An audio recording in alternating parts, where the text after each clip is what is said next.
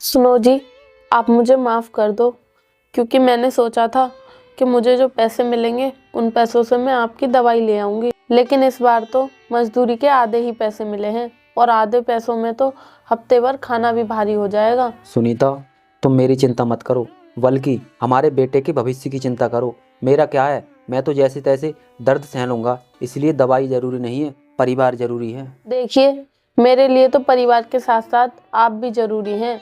आपसे ही तो परिवार है, आप हैं तो परिवार है। आपके बिना तो मैं परिवार की कल्पना भी नहीं कर सकती और आपके बिना तो मैं भी अधूरी हूँ। इसीलिए आपके लिए मैं कैसे भी करके अब दवाई लेकर आऊँगी ताकि आप जल्दी से ठीक हो सकें। देखो सुनीता, मुझे बिना दवाई के ठीक होने में थोड़ा टाइम लग जाए तो लग जाने दो, लेकिन मैं नहीं चाहता कि मेरी दवाई के पीछे मेरी पत्नी किसी से कर्ज ले और किसी के आगे हाथ फैलाए। अगर आप यही चाहते हैं तो ठीक है, मैं किसी से कर्ज नहीं लूँगी और ना ही किसी के सामने हाथ फैलाऊंगी, लेकिन मैं हार भी नहीं मानूंगी। अब से मैं दुगनी मेहनत करूंगी ताकि आपके इलाज में कोई कमी ना रहे। देखो सुनीता, ये जो मेरा पैर है ना, ये एक्सीडेंट में टूटा था। इसका इलाज तो हो चुका है, अब इसे ठीक होना बाकी है, जो कुछ दिनों में ठीक हो जाएगा। लेकिन इसके लिए तुम्हें इतनी मेहनत करने की कोई आवश्यकता नहीं है। और मेरे लिए तो यही बहुत बड़ी बात है कि तुम पूरे घर का खर्चा उठा रही हो, वरना आजकल कौन इतनी मेहनत करता है। अगर मैं अपने परिवार का खर्चा उठा रही हूँ तो इसमें कोई बड़ी बात नहीं है, ये तो मेरा फर्ज है। अगर मैं मेहनत मजदूरी करके अपने परिवार का पेट पाल रही हूँ तो क्या हुआ, इससे पहले तो सारे परिवार का बोझ आप ही के कंधों पर था। सुनीता, ये सब बातें छोड़ो और तुम जाकर खाना खा लो, क्योंकि तुम डेली खाली पेट जाती हो ना, तो तुम्हें भूख भी लग रही होगी। जाओ, जाकर खाना खा लो। हाँ, भूख तो लग रही है मुझे, पर पहले आप मुझे ये बताओ, अंकित कहाँ है? उसने स्कूल से आकर खाना खा लिया या नहीं? अंकित ने भी खाना खा लिया और मैंने भी खा लिया। अब तुम बची हो, तुम जाकर खाना खा लो। ठीक है, तो अब मैं खाना खा लेती हूँ।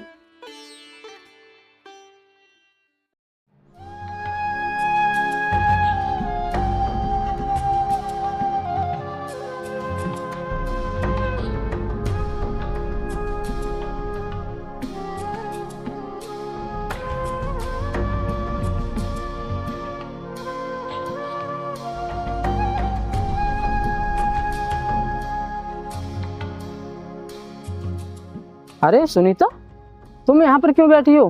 तुम्हारे साथ काम करने वाले सभी लोग तो अपने अपने घर गए, फिर तुम अपने घर क्यों नहीं गई? तुम भी अपने घर जाओ। हाँ साहब, मेरे साथ काम करने वाले सभी लोग अपने अपने घर गए, लेकिन मैं यहाँ पर किसी कारण से रुकी हूँ और वो कारण ये है कि मैं दूसरी शिफ्ट में भी काम करना चाहती हूँ, इसीलिए मैं घर नहीं गई। दूसरी शिफ्ट? यानी कि तुम रात में भी काम करोगी, वो भी एक औरत होकर? औरत होकर? औरत होकर रात में काम करने से आपका क्या मतलब है? क्या औरतें रात में काम नहीं करती हैं? देखो, मेरे कहने का मतलब ये बिल्कुल भी नहीं है कि औरतें रात में काम नहीं कर सकती। मुझे पता है कि औरतें दिन में काम कर सकती हैं और रात में भी काम कर सकती हैं। आज की औरत हर वो कार्य करने का दम रखती है जो एक मर्द कर सकता है, इसलिए तुम मेरी बात को गलत मत समझो। साहब, आप कह रहे हैं कि मैं आपकी बात का मतलब गलत ना समझूं। क्या आप मुझे समझा सकते हैं कि मैं गलत क्यों ना समझूं? हाँ, मैं तुम्हें अपनी बात का मतलब समझा सकता हूँ। मेरे कहने का मतलब ये बिल्कुल भी नहीं है कि औरत कुछ नहीं कर सकती। अरे मैं तो तुम्हारी तारीफ कर रहा हूँ, क्योंकि मैं तुम्हें बहुत अच्छे से जानता हूँ।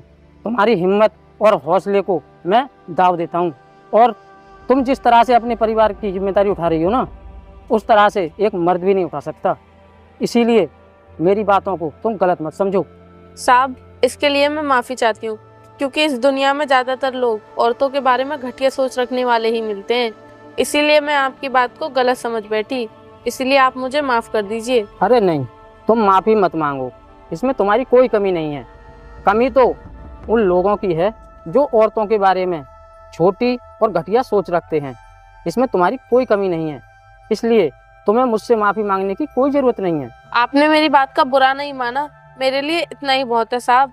और साहब, आप ठेकेदार से कह देना कि वो मुझे दूसरी शिफ्ट में भी काम दे दें। ठीक है, मैं ठेकेदार से कह दूंगा, लेकिन मैं उसे आज नहीं कह सकता, क्योंकि आज ना दूसरी शिफ्ट वाले मजदूरों की छुट्टी है, ठेकेदार भी छुट्टी पर है। इसलिए अगर तुम काम करना चाहो ना, तो कल से दूसरी शिफ्ट में काम कर सकती हो। लेकिन साहब, मुझे तो किसी ने नहीं बताया कि दूसरी शिफ्ट वालों की आज छुट्टी है, आप ही बता रहे हो। तुम्हें किसी ने इसलिए नहीं बताया क्योंकि तुम दूसरी शिफ्ट में काम नहीं करती हो ना, बस इसी वजह से। नहीं तो तुम्हें भी पता होता, जो लोग रात में काम करते हैं उनके लिए पता है। ठीक है साहब, तो मैं अपने घर चली जाती हूँ। हम गरीबों की तो किस्मत ही खराब है। अरे तुम ऐसा क्यों कह रही हो कि तुम्हारी किस्मत खराब है? देखो, तुम्हारी जैसी साहसी महिला के लिए ऐसी बात कहनी नहीं चाहिए। अरे तुम तो हिम्मती हो और जिम्मेदारी से काम भी करती हो, और तुम जानती भी हो कि मेहनत और लगन से किस्मत बदली भी जा सकती है और तुम भी बदल सकती हो। इसलिए कभी मत कहना कि तुम्हारी किस्मत खराब है। आपकी बात सही है साहब, लेकिन हम गरीब लोगों के लिए अपनी किस्मत बदलना इतना आसान नहीं होता। अब आप मुझे ही देख लीजिए, मैंने सोचा था कि मैं दूसरी शिफ्ट में काम करके थोड़े ज़्यादा पैसे कमा लूँगी और उन पैसों से अपने बीमार पति के लिए दवा ले जाऊँगी, लेकिन यहाँ तो ऐसा कुछ हुआ ही नहीं। इसीलिए मैं अपनी किस्मत को कोस रही हूँ। देखो, तुम यहाँ पर काम करती हो, तुम्हारी परेशानी में मदद करना हमारा फर्ज बनता है। इसलिए तुम अपनी किस्मत को मत कोसो और जो भी परेशानी हुआ करे वो बता दिया करो। साहब, आप तो कभी कभी आते हैं। मैंने ठेकेदार से थोड़े एडवांस पैसों के लिए कहा था, लेकिन उन्होंने मना कर दिया। बस इसी वजह से मैं काम करने के लिए मजबूर हूँ। अगर ऐसी बात है तो मैं उस ठेकेदार की अच्छे से खबर लूँगा। और हाँ, तुम्हें पैसे चाहिए ना, तो तुम पैसे कल ले लेना, ठीक है? अब तुम जाओ अपने घर। ठीक है साहब, नमस्ते।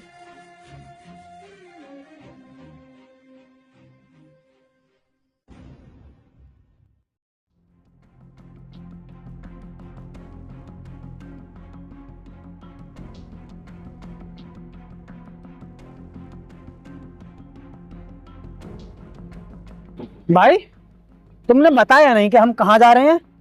भाई, हम रघु के घर जा रहे हैं अपने पैसे मांगने। अच्छा भाई, आप सच में रघु के घर पैसे मांगने जा रहे हैं या फिर कोई और वजह है? और वजह?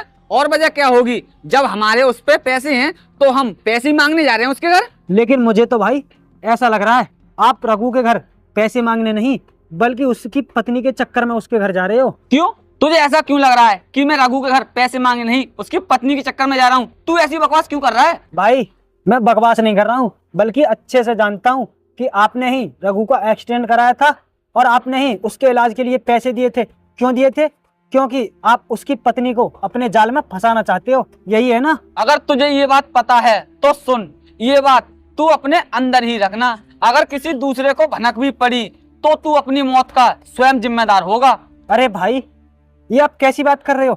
मैं क्यों किसी को बताऊंगा? वो मेरी पत्नी थोड़ी है, आप उसके साथ कुछ भी करिए। हाँ ठीक है, अच्छे से याद रखना। चल अब। ठीक है भाई, मैं अच्छे से याद रखूंगा। अरे भाई, आपकी चिड़िया तो आपके जाल में फंसने के लिए खुद इधर आ रही है। तू सही कह रहा है। और मैडम, किधर से आना हो रहा है? मैं तो मजदूरी करके आ रही हूँ। आप बताओ, आपने मेरा रास्ता क्यों रोका है? हमें गलत मत समझो, हम आप ही के घर जा रहे थे, हमें आप यहीं मिल गई तो हमने आपको रोक लिया। मेरे घर जा रहे थे, लेकिन क्यों? ओ अच्छा, समझ गई। आपने जो मेरे पति को पैसे दिए थे वही लेने के लिए जा रहे होंगे। साहब, मैं आपको एक बात बताऊं, अभी हमारे घर में पैसे नहीं है। मैं मजदूरी करती हूँ, धीरे धीरे करके आपके सारे पैसे चुका दूंगी। अरे नहीं, हम तुम्हारे घर पैसे लेने नहीं, हम तो रघु का हालचाल पूछने के लिए जा रहे थे कि उसकी तबीयत ठीक है या नहीं। और रही पैसों की बात, तो तुम हमारे पैसों की वजह से मजदूरी मत करो, क्योंकि तुम एक औरत हो। औरत मजदूरी करते हुए अच्छी नहीं लगती, औरत सिर्फ घर में ही अच्छी लगती है। साहब, जब एक औरत अपने घर से मजदूरी के लिए निकलती है ना, तो वो सिर्फ पैसों के लिए नहीं, बल्कि उसके ऊपर उसके परिवार की जिम्मेदारियों की वजह से निकलती है। उसके ऊपर अपने परिवार का बोझ होता है, पर ये बात दुनिया वाले समझते नहीं है। देखो, इस दुनिया में कोई किसी का दुख नहीं समझता, लेकिन मेरी आदत उन जैसी नहीं है। मैं समझ सकता हूँ कि तुम अपने घर की जिम्मेदारियां किस तरह उठा रही हो। हाँ, भाई हमेशा औरतों की इज्जत करते हैं और उनका सम्मान करते हैं। अगर आपको किसी भी चीज की जरूरत हो तो आप बेफिक्र होकर भाई के पास आ सकती हैं। भाई हमेशा आपकी मदद करेंगे। अगर आप औरतों की इज्जत करते हैं तो ये तो बहुत अच्छी बात है। और रही बात मदद की, तो हम गरीबों को तो हर वक्त किसी न किसी की मदद लेनी ही पड़ती है। फिलहाल तो मुझे किसी मदद की कोई जरूरत नहीं है। जब जरूरत होगी तो मैं आपके पास जरूर आऊंगी। ठीक है, अब मैं चलती हूँ। हाँ, जब आना हो तब आ जाना। क्यों भाई, सही कहा ना मैंने? तूने ठीक कहा। एक बार ये मेरे पास आ तो जाए, मैं इसकी मदद इस तरह करूंगा कि ये खुद चल के मेरे पास आया करेगी। चल अब चलते हैं। चलो।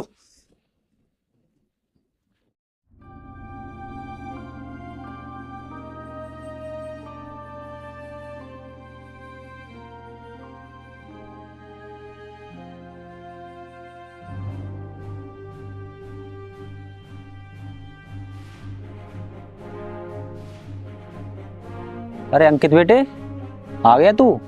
और सुना, तेरी पढ़ाई ठीक चल रही है? तुझे स्कूल में कोई परेशान तो नहीं करता है? नहीं पिताजी, अब मुझे कोई बच्चा परेशान नहीं करता। हाँ, मास्टर फीस को कह रहे थे। बेटे, अगर मास्टर जी फीस के लिए बोल रहे थे तो तू उनसे कह देता कि मेरे पिताजी की अभी तबीयत ठीक नहीं है, इस महीने की और अगले महीने की फीस एक साथ जमा कर देंगे। पिताजी, मास्टर जी ये कह रहे थे कि गरीब हो तो स्कूल क्यों आते हो। बेटे, हम गरीब है ना, इसलिए मास्टर जी बोल रहे थे, लेकिन तू चिंता मत कर, तू अपनी पढ़ाई पर ध्यान दे, तू ही हमें गरीबी से निकालेगा। अगर पिताजी मास्टर जी ने मुझे स्कूल से निकाल दिया तो क्या होगा, कैसे पढ़ूंगा मैं। बेटा तू चिंता मत कर, मैं तेरी फीस कल जमा कर दूंगी। ना तो फिर तुझे मास्टर स्कूल से निकालेंगे और ना ही तुझे फीस के लिए तंग करेंगे। चल अब तू जा और खाना खा ले। सुनिए जी, अब आपके पैर में दर्द कितना है, कम हुआ या नहीं? सुनीता, मेरे पैर का तो दर्द धीरे धीरे कम हो ही रहा है, लेकिन तुम ये बताओ, तुमने हमारे बेटे को झूठी तसल्ली क्यों दी कि कल फीस जमा कर दूंगी? कल कहाँ से कर दोगी तुम फीस जमा? वो जी, मैंने कल के लिए इसलिए कहा है क्योंकि कल मुझे कुछ पैसे एडवांस मिलने वाले हैं, तो उन्हीं पैसों से कल मैं अंकित की फीस जमा कर दूंगी। सुनीता, फीस के चक्कर में ज्यादा एडवांस पैसे मत लेना, क्योंकि बाद में दिक्कत होगी फिर। कोई दिक्कत नहीं होगी जी, क्योंकि कुछ दिनों में तो आप भी ठीक हो जाएंगे, फिर हम दोनों मजदूरी करके सारा एडवांस चुका देंगे, फिर हमें क्या दिक्कत होगी। सुनीता, मैं बहुत ही भाग्यशाली हूँ जो तुम्हारे जैसी ईमानदार और मेहनती पत्नी मिली है मुझे। देखो जी, हमारा परिवार है और परिवार को चलाने के लिए मेहनत तो करनी पड़ती है। अगर हम मेहनत नहीं करेंगे तो हमारा परिवार कैसे चलेगा। अब एक काम करो, मौसम काफ़ी ठंडा हो चुका है, आप अंदर चलो और अंदर चल के आराम करना। ठीक है।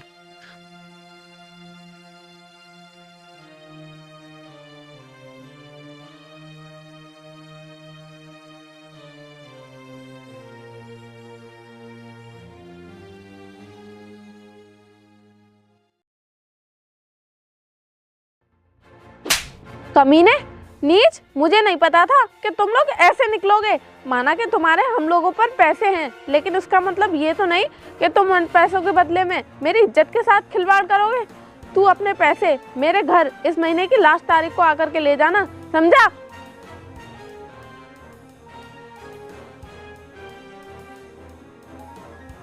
भाई, इस मामूली औरत ने आप पर हाथ उठाया, फिर भी आप चुपचाप खड़े हो। इसे सबक क्यों नहीं सिखाया? मैं चुपचाप नहीं खड़ा हूँ, बल्कि मैं ये सोच रहा हूँ कि इसको सबक किस तरीके से सिखाया जाए, ताकि हाथ उठाना तो बहुत दूर की बात है, ये हमारे सामने नजर भी ना उठा सके। भाई, अगर सच में आप इसको ऐसा ही सबक सिखाना चाहते हो तो एक तरीका मेरे पास है, आप कहो तो बताऊं?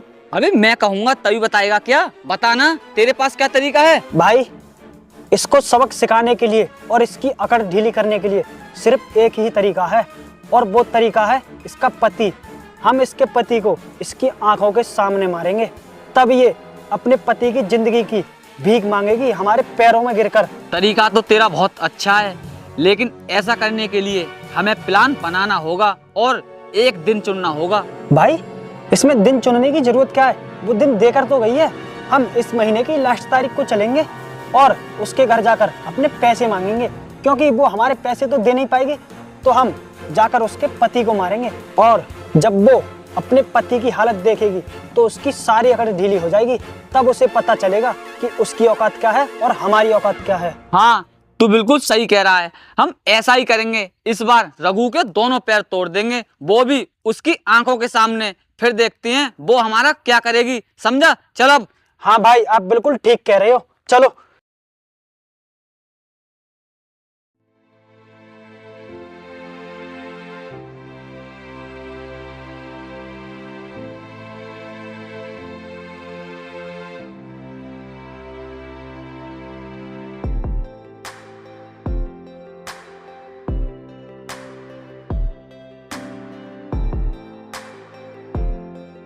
हे प्रभु, आज मैं अपनी पत्नी की वजह से ही ठीक हो पाया हूँ। उसने अपनी फिक्र किए ही बिना इतनी मेहनत की है कि मेरा टूटा हुआ पैर फिर से ठीक हो गया।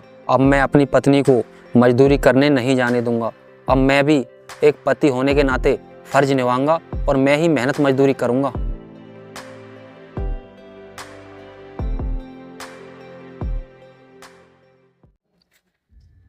अरे भाई, क्या कर रहे हो?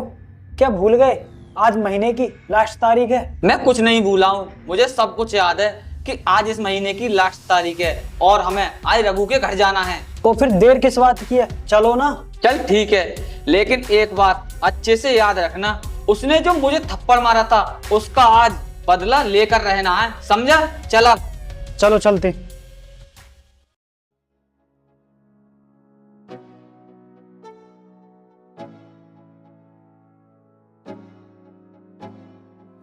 रघु, रघु बाहर निकल कर।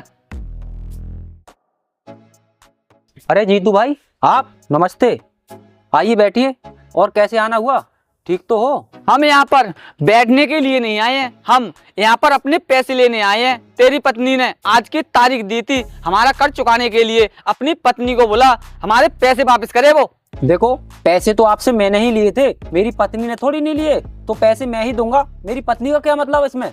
तेरी पत्नी से मतलब है, क्योंकि तेरी पत्नी ने भाई को अकड़ दिखाई है और भाई के ऊपर हाथ उठाया है।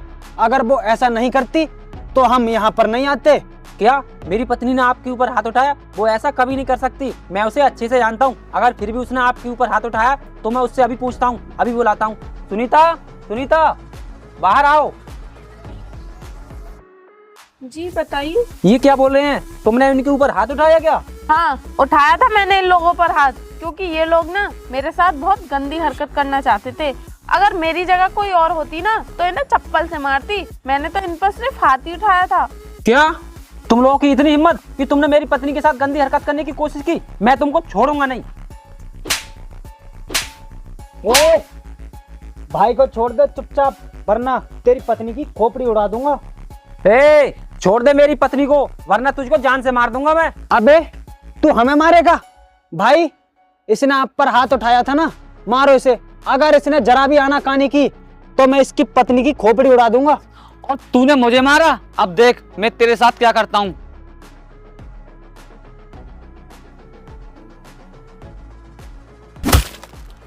छोड़ दो मेरे पति को, उनके उसी पैर में चोट है, मत मारो। ए, आवाज निकाली ना तो खोपड़ी उड़ा दूंगा। छोड़ दो मेरे पति को, मैं तुम्हारे आगे हाथ जोड़ती हूँ। छोड़ दो मेरे पति को, छोड़ दो। अगर तू भाई की बात मान जाती तो आज ये नौबत नहीं आती। तेरी ही आंखों के सामने तेरा पति पिट रहा है, लेकिन तूने भाई की बात नहीं मानी। भाई, इसकी दोनों टांगे तोड़ दो ताकि ये जिंदगी भर चल ना सके।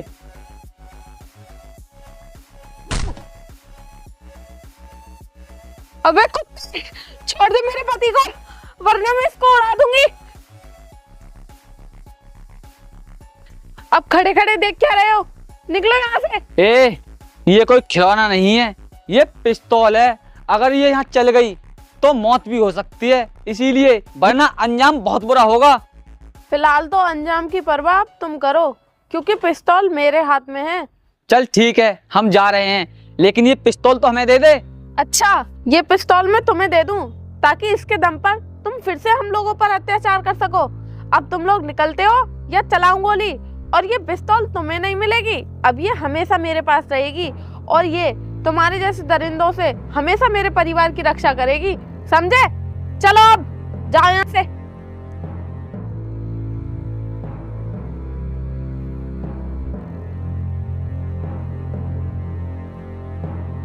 उठिए जी, आप ठीक तो है ना? हाँ सुनीता, मैं ठीक हूँ। चलो।